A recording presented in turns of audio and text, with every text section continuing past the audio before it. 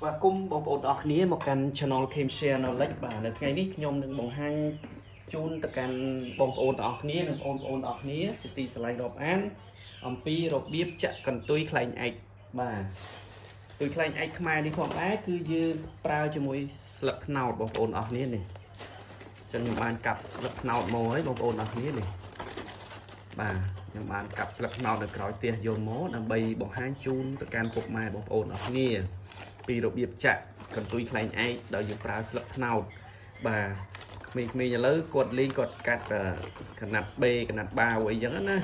តែបើស្លឹកត្នោតនេះពេលវាហោះ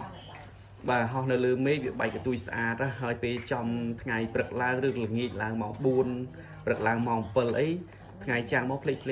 បែកមកស្អាតណាបងប្អូនអរគ្នាបាទចឹងនេះខ្ញុំបង្ហាញពីរបៀបចាក់កន្ទុយខ្លែងឯកតោះឥឡូវកុំឲ្យខាតពេកសូមទស្សនាជាមួយខ្ញុំទាំងអស់គ្នាជាដំបូងបងប្អូនអស់គ្នាត្រូវរកបាទស្លឹកកំពូលត្នោតយើងយកកំពូលបាទមិនមែនកំពូលស្រួចអលែមទេយកកំពូលទី2ឬក៏ទី3បាទបន្ទាប់ពីប្រូលវាកដាលនឹងមកយើងកាប់វាយកមកបន្ទាប់មកនេះលាតវាចឹងមកបាទពីរបៀបហែកខ្ញុំបង្ហាញដំបូងយើងចាប់ផ្ដើមហែកចេះមកនេះជមើលនេះហែកចេះមកបាទឧទាហរណ៍បាទឧទាហរណ៍នេះយើងហែកបាននេះឃើញទេវាមានបាទវាមានតំណងការ៉ាលវារៀងរឹងដែលយកទៅក្បាលត្នោតណាក្បាលដេលក់ត្នោតណាយើងយកកញ្ចក់យើងនេះឃើញទេយកកញ្ចក់នេះបងប្អូនចុចទាញវាចឹងមកណាបាទបងប្អូនខ្លះអត់ចេះស្លែកហែកស្លឹកត្នោតទៀតបាទអញ្ចឹងយើងហែកវាប៉ុណ្ណឹងមកបងប្អូនឃើញទេបានមួយស្លឹកនេះឃើញទេបានមួយស្លឹកហើយបាទតបមកពីរបៀបហែកនេះបងប្អូនláហែកមកអត់ចេះហែកមកជាហៀងក្រាស់មកជាហៀងស្ដើងអញ្ចឹងវាពិបាកចាក់អញ្ចឹងបងប្អូនត្រូវយកមេដៃយើងនេះបាទយកកត់វាហែកឲ្យស្មើបាទនេះគេដូនតាខ្មែរយើងបាទដោយសារខ្ញុំរៀនពីលោកឪពុកខ្ញុំដែលគាត់រៀនមកយើងហែកវាចំពាក់កណ្ដាលអញ្ចឹងទៅវាស៊ីសាច់គ្នាពាក់កណ្ដាលម្នាក់អញ្ចឹងទៅវាអត់រឹងអត់ទន់ទេអញ្ចឹងវាស្មើគ្នាវាធ្វើឲ្យយើងស្រួលចាក់ណាតែយើងទាញមកទៅហឹងខ្វោកមកវាដឹងតែហៀងក្រាស់ហៀងស្ដើងហើយដោយសារអាសាច់ស្លឹកត្នោតហ្នឹងវាជាប់គ្នាអញ្ចឹងយើងហែកវាពាក់កណ្ដាលអញ្ចឹងទៅឃើញអត់នេះនេះវាអត់ក្រាស់អាតំណងវាហ្នឹងណាបងប្អូនឃើញអត់នេះបាទនេះបាន3ស្លឹកហើយឃើញអត់នេះ3ស្លឹកហើយអញ្ចឹងណាបងប្អូនអរគ្នាទៅទៀតបាទ3ស្លឹកហើយបាទតោះមកយើងមើលស្លឹកណាល្អទៀតដូចនេះអញ្ចឹងឧទាហរណ៍ស្លឹកមួយនេះល្អអញ្ចឹងយើងយកស្លឹកមួយនេះមកប្រិយមិត្តទាំងអស់គ្នាបាទ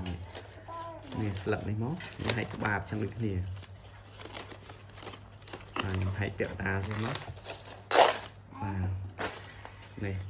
អញ្ចឹងហែកតំណងវានេះក្បាបថ្នោតនេះហែកចំអញ្ចឹងយើងហែកទូចបានដើម្បីហែកធំពេកកុំឲ្យខាតស្លឹកថ្នោត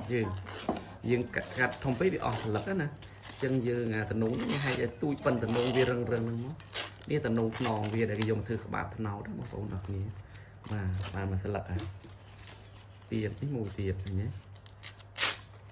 បាទនេះគុណសម្បត្តិវាមានគុណសម្បត្តិទៀតគាត់ថាត្នោតមានគុណសម្បត្តិច្រើនណាពុកម៉ែបងប្អូនអរគ្នាគាត់មើលដើមត្នោតយើងយកទឹកវាមកធ្វើទឹកត្នោតផ្អែមទឹកត្នោតជូរឬក៏យកធ្វើផលិតជាស្ករត្នោតខ្មែរពេលក្បាបនេះយកមកហើយយើងអាចយកទៅដេរជាមួយនឹងស្លឹកត្នោតបានទៀតបាទធ្វើដំបូលស្លឹកត្នោតណាបាទក្បាបនឹងហើយយកមកប្រក់ផ្ទះបានទៀតយកមកប្រក់ផ្ទះជាមួយនឹងស្លឹកត្នោតនឹងបានទៀតបាទធ្វើមួកធ្វើអីធ្វើកាទៀលត្នោតទៀលអីទៀតបាទធ្វើស្មុកធ្វើអីអូគាត់ទៅដើមត្នោតខ្មែរយើងឯងគុណសម្បត្តិច្រើនណាស់បាទរាប់មិនអស់ទេច្រើនណាស់ពុកម៉ែបងប្អូនបាទដើមយកធ្វើទូកត្នោតធ្វើអីទៀតពេលពុកងាប់ទៅយកធ្វើអស់ដុតទៀតចំណេញផលប្រយោជន៍បានច្រើនណាបាទហើយបើសម័យឥឡូវនេះគេអាចពេញនិយមកាត់រៀងចិត្តគុលខ្លឹមយកមកធ្វើអីអង្គុយទៀតបាទ